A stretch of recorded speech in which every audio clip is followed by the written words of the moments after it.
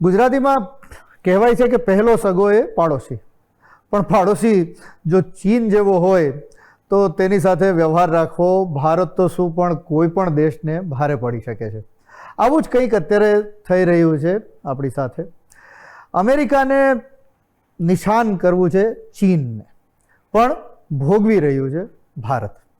અમેરિકાએ ચીન સામેના ટ્રેડ વોરમાં હવે એક નવો મોરચો ખોલ્યો છે. એણે સીધો આરોપ મૂકી દીધો છે કે ભારત અને બીજા 40 જેટલા દેશો ચીનને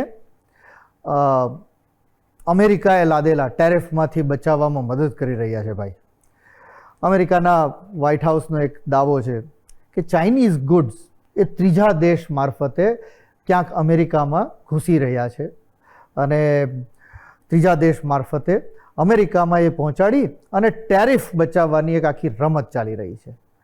આ બાબતને અમેરિકાએ ઇલીગલ ટ્રાન્સશિપમેન્ટ ગણાવી છે.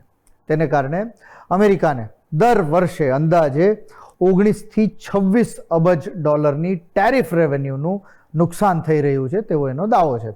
એટલે ધારો કે ચીનમાં બનેલી કોઈ પ્રોડક્ટ હોય એના પર અમેરિકાએ ઊંચો ટેરિફ લગાવ્યો છે. હવે એ માલ સીધો ચીનથી અમેરિકા જવાને બદલે પહેલાં ચીનથી ભારત અને પછી ભારતથી અમેરિકા પહોંચે છે. વચ્ચે ભારતમાં આ માલ પર માત્ર પેકેજિંગ, લેબલિંગ અથવા એક નજીવું પ્રોસેસિંગ થાય છે અને પછી તેને ઇન્ડિયન ઓરિજિન પ્રોડક્ટ તરીકે અમેરિકામાં મોકલવામાં આવે છે. તો અમેરિકાનું કહેવું છે કે તે ઇલલીગલ ટ્રાન્સશિપમેન્ટ બની શકે છે. વ્હાઇટ હાઉસે રિસ્કના આધારે અલગ અલગ દેશોને અલગ કેટેગરીઝમાં મૂક્યા છે. અમેરિકાએ ભારતને ટેરિફ ઇવેઝનના જોખમવાળા દેશોમાં સૌથી મોટા અને મહત્ત્વના દેશોના ગ્રુપમાં મૂક્યું છે. ભારતની સાથે કોણ છે? Canada, Mexico, European union, Japan, south Korea અને તાઇવાન. આ બધા ભારતની સાથે એક જ કેટેગરીમાં છે. જે દેશોમાં મોટી મેન્યુફેક્ચરિંગ કેપેસિટી અને ચાઇના સાથે એક ઊંડી સપ્લાય ચેઇન લિંકેજ બને છે, ત્યાં અમેરિકા હવે ખરેખર ઉત્પાદન ક્યાં થયું છે તે વધુ ચોકસાઈથી તપાસવા માગે છે. એક અંદાજ પ્રમાણે માત્ર એક વર્ષમાં લગભગ 7,600 કરોડ રૂપિયાના ચાઇનીઝ ઓરિજિન ગુડ્સ ભારત મારફતે અમેરિકન બજાર તરફ વળ્યા હોવાની સંભાવના છે. હવે અમેરિકા એ શોધવા માગે છે કે આમાં કેટલો વેપાર ખરેખર ભારતમાં થયેલા ઉત્પાદનનો છે અને કેટલો માત્ર ટેરિફ બચાવવાનો રસ્તો બની અને અમેરિકા સુધી માલ પહોંચાડવાનો છે. વ્હાઇટ હાઉસે ચીનને મદદ કરવાનો આરોપ ભારત પર મૂકતી વખતે પુણે, ગુજરાત, ચેન્નઈ આ જે પ્રોડક્શન બેલ્ટ છે એનો ખાસ ઉલ્લેખ કર્યો છે. ખાસ કરીને પમ્પ્સ અને કોમ્પ્રેસર્સ જેવા ઇન્ડસ્ટ્રીયલ પ્રોડક્ટ્સના સંદર્ભમાં તેનો એક ઉલ્લેખ થયો છે.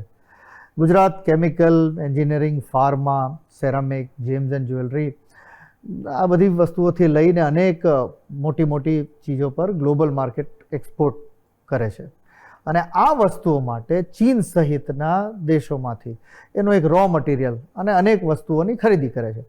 આ નવા આરોપ બાદ હવે ગુજરાતમાંથી એક્સપોર્ટ થતી પ્રોડક્ટ્સને લઈને અમેરિકા પૂછી શકે છે કે ભાઈ આ રો મટીરિયલ ક્યાંથી આવ્યું, કોમ્પોનન્ટ્સ ક્યાં બન્યા, ગુજરાતમાં કેટલી વેલ્યુ એડિશન થઈ અને ફેક્ટરી પાસે ખરેખર આટલું પ્રોડક્શન કરવાની કેપેસિટી ખરેખર છે કે એમનેમ ચોપડે જ માલ લખાયેલો છે. હવે આ બધી તપાસ અમેરિકા આર્ટિફિશિયલ ઇન્ટેલિજન્સ દ્વારા કરવાનું છે અને જો કોઈ પણ શિપમેન્ટમાં ઇલીગલ ટ્રાન્સશિપમેન્ટ એવું સાબિત થાય તો જે નવું તપાસ માળખું પ્રપોઝ કરવામાં આવ્યું છે તે પ્રમાણે અગાઉના શિપમેન્ટ્સ અને ડ્યુટીઝની પણ ફરીથી તપાસ થઈ શકે છે. એટલે એક એક્સપોર્ટ ઓર્ડર ક્યાંક ચીનમાં બનીને તો નથી આવ્યો ને, તેની તપાસ અગાઉના ઓર્ડર્સ સુધી પણ લંબાઈ શકે અને જો તેમાં કોઈ ગેરરીતિ સામે આવે તો એ બધા ઓર્ડર્સ પર ટેરિફ ભરવાનો આવી શકે છે.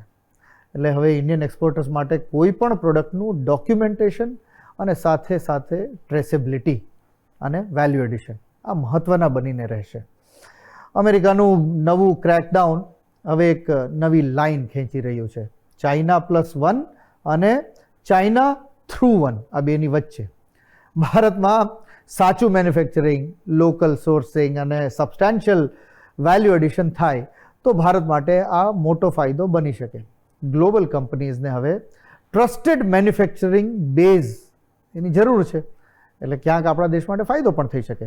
જો ભારત એ સાબિત કરવામાં સફળ થાય કે ઇન્ડિયા એ ચાઇનાનો સાચો મેન્યુફેક્ચરિંગ અલ્ટરનેટિવ છે, તો અત્યારે અમેરિકાએ બંદૂકનું જે નાળચું ભારત સામે તાક્યું છે તેને ભારત એક તકમાં, આપદાને અવસરમાં ફેરવી શકે છે.